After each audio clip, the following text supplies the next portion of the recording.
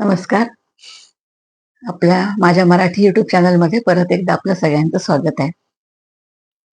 मंडळी, संसार हा असा आहे स्त्रीचा, की केला तितका बारीक आहे, सुईसारखा बारीक. आणि जर करायचं म्हटलं तर तो नीट निगुतीने होतो.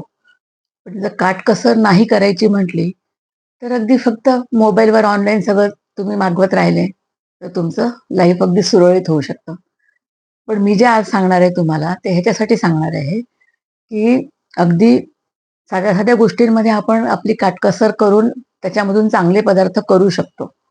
याचं कारण म्हणजे तुम्हाला सांगते, काल एक मी लाल भोपळ्याची भाजी केली होती आणि त्याच्या पाठी आपल्याला टाकता येत नाही डब्यामध्ये कारण मग काय होतं पाठी लवकर शिजत नाही. समोरचा भोपळा शिजतो आणि डब्यामध्ये बारीक फोडी द्याव्या लागतात आपल्याला. हे सगळ्यांनाच माहिती आहे. मग काय करावं लागतं पाठी कापून टाकावं लागतात. पण आपल्याला सगळ्यांनाच माहिती आहे, की त्याच्यामध्ये खनिजांचा अगदी साठा आहे. आणि लाल भोपळा म्हणजे तर व्हिटॅमिन एचं आणि कॅल्शियमचं अगदी भरपूर भांडार आहे. मग त्याच्या पाठी आपण फेकून द्यायच्या का? नाही. त्याच्या बारीक-बारीक कापट्या केल्या मी आणि मग त्याला लागेल तेवढंच बेसन भिजवलं. ओवा, तीळ, कोथिंबीर, लाल तिखट, हळद, तिखट, हिंग, मीठ वगैरे टाकून त्याचे भजे केले. त्या एकेका पाठीचे म्हणजे फिंगर चिप्स सारखे भजे झाले ते. थोडेसे गुळचट लागतात म्हणून तिखट जरा जास्त टाकावं लागतं. वाटलं तर लसूणही टाकू शकता तुम्ही. ते सुंदर इतके भजे झाले, की घरात कुणाला कळत पण नाही, की ते पाठीचे भजे केले आहे. कोणी-कोणी तर त्याची पाठ फेकून देतो बघा. पण तशी पाठ फेकून आपल्याला चालत नाही. आपल्याला त्या पोटात त्याचे सगळे व्हिटॅमिन्स गेले पाहिजे असा आमचा आग्रह असतो, आमच्या काळातल्या गृहिणींचा.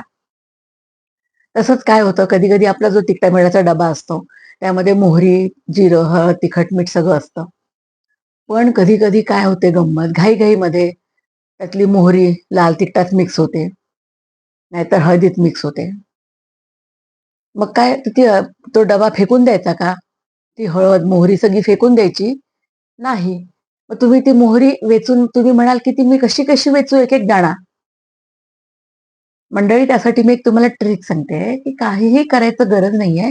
एक छोटी ताटली घ्यायची आणि त्यामध्ये तुम्ही ती मोहरी, हळद ते जे काय सांडलंय तुमचं तिखट म्हणा, हळद म्हणा, ते ताटलीत घ्यायचं आणि मग ते असं करायचं. थोडं हलत-हलत मोहरी कशी छल्यासारखी गोल असते. त्यामुळे मग ती खाली घरंगळत येते आणि उरलेलं तिखट किंवा हळद किंवा मसाला जो असतो तो वर राहतो. एक सेकंदाचं काम असतं बघा ते. पण तेवढं केल्याने सुद्धा तुमचे मोहरी आणि हळद तिखट वेगळे होतात आणि परत त्याला तुम्ही रियूज करू शकता. ही एक सोपी ट्रिक झाली. अशा छोट्या-छोट्या ट्रिक घेऊन मी तुमच्यासमोर येणार आहे. आवडल्या तर लाईक करा आणि सबस्क्राईब करायला विसरू नका. नमस्कार.